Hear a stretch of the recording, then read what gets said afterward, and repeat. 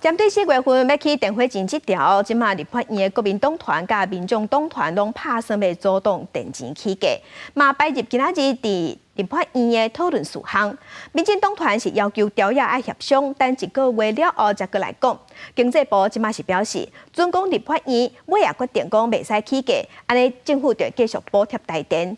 只是讲即马咱的电价价过成本是事实，台电就会继续了钱。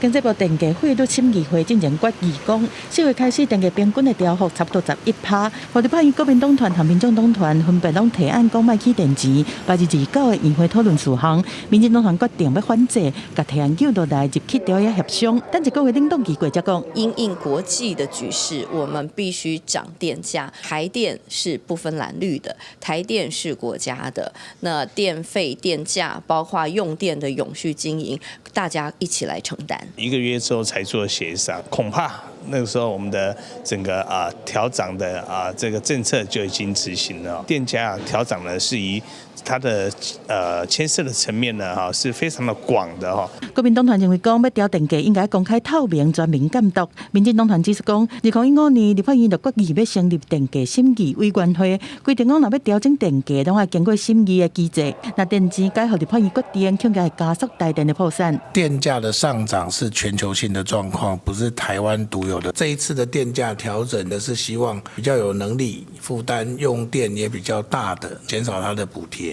那如果全部都动，那我们这一次的用意就无法发生。那这个亏损是累积在台电。